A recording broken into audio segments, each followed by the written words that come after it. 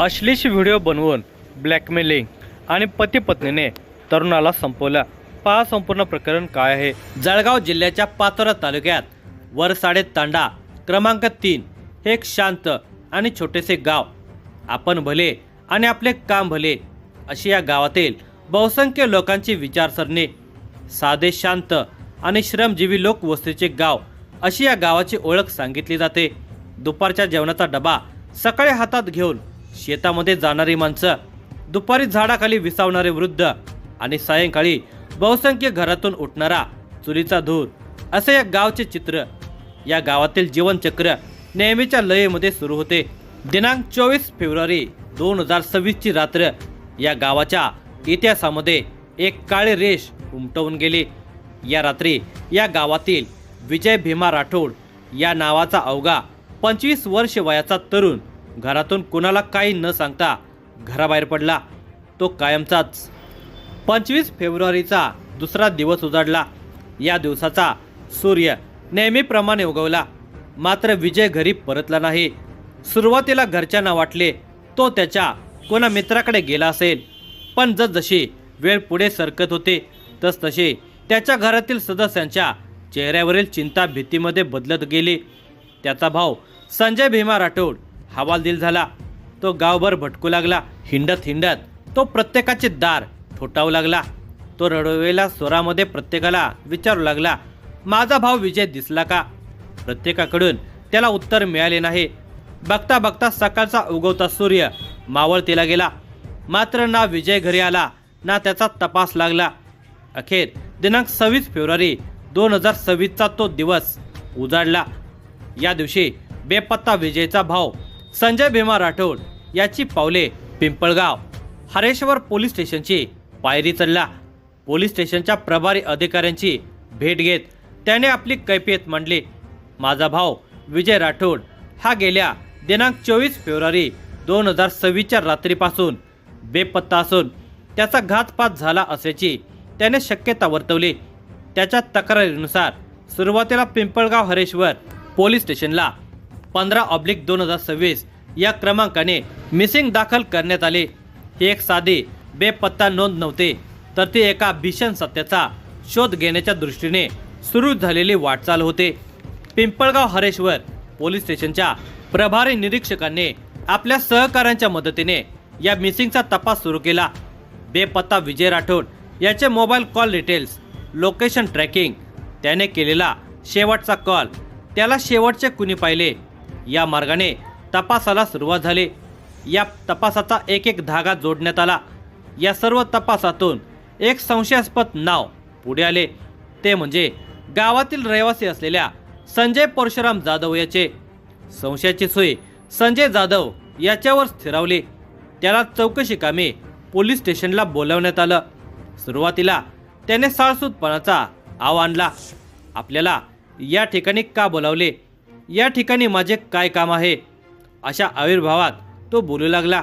मात्र प्रभारी अधिकाऱ्यांच्या प्रश्नांनी त्याचा तोल ढासळण्यास सुरुवात झाली।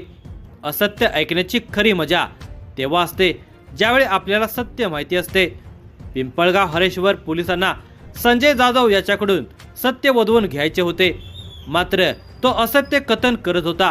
खबऱ्यांसह तांत्रिक तपासातून पिंपळगाव हरेश्वर पोलिसांनी संजय जाधव आणि त्याची पत्नी सोनाली जाधव या दोघांची नावे शोधून काढली होती।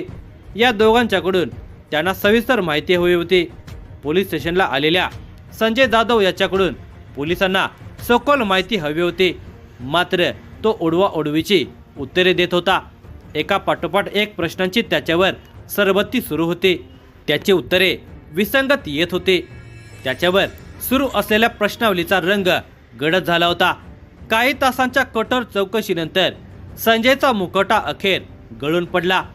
त्याने दिलेली कबुली ऐकून उपस्थित प्रत्येकजण सुन्न झाला। माझ्या पत्नीचे आणि विजयचे संबंध होते, या एका वाक्याने संपूर्ण प्रकरणाचा चेहरा मोहरा बदलला। संजयने पुढे सांगितलं, त्याची पत्नी सोनाली आणि विजय यांच्यातील संबंध केवळ प्रेमापुरते मर्यादित नव्हते, त्या संबंधातून एक धोकादायक खेळ सुरू होता। संजयने आरोप केला की त्याची पत्नी सोनालीचे अश्लील व्हिडिओ विजयने त्याच्या मोबाईलमध्ये रेकॉर्ड केले होते। त्या व्हिडिओच्या आधारे तो तिला धमकावत होता। ब्लॅकमेल आणि भीती आणि प्रेम संबंध या 3 घटकांच्या आधारे आम्ही पती पत्नीच्या जीवनामध्ये एक भयानक वादळ आल्याचे संजय पोलिसांच्या जवळ कथन करत होता।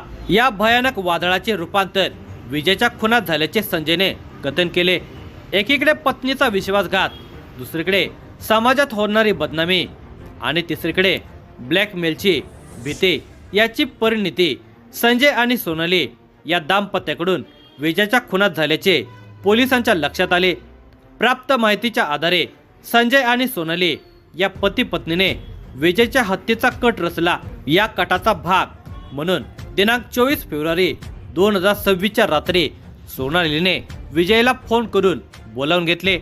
नेहमीप्रमाणे आपल्याला सोनालीने बोलावले असेल असे विजयला वाटले असावे। आपल्याकडे असलेल्या व्हिडिओच्या बळावर आपण तिला ब्लॅकमेल करू या विचारातून तो तिला भेटण्यासाठी गेला, पण त्याला कल्पना नव्हती की ही रात्र त्याच्या आयुष्यातील शेवटची रात्र ठरणार आहे। मिळालेल्या माहितीच्या आधारे बेपत्ता विजय जाधव याच्या कथित खून प्रकरणी पिंपळगाव हरेश्वर पोलीस स्टेशनला संजय जाधव आणि सोनाली जाधव या दाम्पत्याविरुद्ध खुनाचा गुन्हा दाखल करण्यात आला। दोघांना अटक करण्यात आली। मात्र त्या रात्री नेमकं काय घडलं याचं पूर्ण सत्य अजूनही धुसर आहे। अटकेतील संजय जाधव आणि सोनाली जाधव हे संशयित आरोपीच्या कटड्यातील दाम्पत्य कधी सांगतात आम्ही विजयचा गळा आवळून खून केला, कधी सांगतात आम्ही त्याच्यावर लोखंडी हत्याराने वार केले आणि त्याच्या मृतदेहाची विल्हेवाट लावली।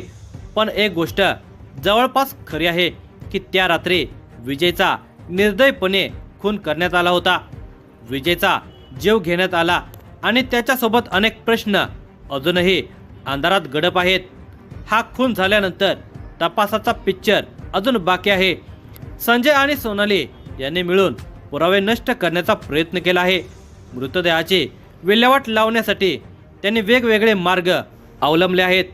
पोलिसांना ते कधी सांगतात की आम्ही मृतदेह जाळला, कधी सांगतात की आम्ही तो नाल्यामध्ये फेकून दिला, कधी जंगलात टाकून दिल्याचे सांगतात। या परस्पर विरोधी कथामुळे पोलीस तपास अधिक गुंतागुंतीचा बनला आहे।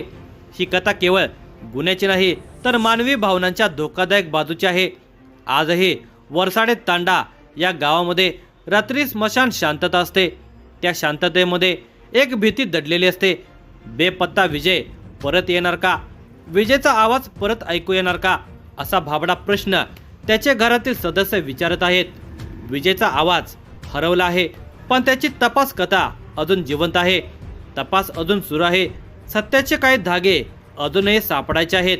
एक गोष्ट मात्र स्पष्ट आहे, राग, भीती आणि चुकीचे निर्णय हे 3 घटक एकत्र आले की त्यातून जन्माला येतो एक कुविचार, त्यातून घडतो एक भयंकर गुन्हा। अशा गुन्ह्यांची सावली कधीच पूर्णपणे नाहीशी होत नाही। या प्रकरणी मृतदेहाचा शोध, खुनाची नेमकी पद्धत आणि इतर पुरावे गोळा करण्याचे काम युद्ध पातळीवर वेगाने सुरू असल्याचे म्हटले जात आहे। बेपत्ता विजय जाधव याच्या मृतदेहाची राख नंदुरबार जिल्ह्यामध्ये सापडली असे सांगण्यात येत आहे। त्यांच्या हातातील केवळ कडे सापडले असे देखील सांगितले जाते। मृतदेह सापडण्यापूर्वी समोरचे चित्र धुसर असताना केवळ संशयित आरोपींनी दिलेल्या कबुलीनुसार बेपत्ता विजय जाधव याच्या खुनाचा गुन्हा पिंपळगाव हरेश्वर पोलीस स्टेशनला दाखल करण्याची घाई करण्यात आल्याचे जनमानसामध्ये म्हटले जात आहे। अटकेतील संशयित दाम्पत्य पोलिसांना व्यवस्थित माहिती देत नसल्यामुळे तपासाच्या अडचणी वाढल्या आहेत। एखाद्याचा खून करून त्याच्या मृतदेहाची विल्हेवाट लावणे दोघांच्या आवाक्यातील काम नसल्याचे या निमित्ताने म्हटले जात आहे। या गुन्ह्यातील संशयित आरोपींची संख्या 2 पेक्षा अधिक असण्याची शक्यता वर्तवली जात आहे। एकंदरीत या गुन्ह्याच्या तपासाचा खेळ तर होत नाही ना, अशी चर्चा आहे।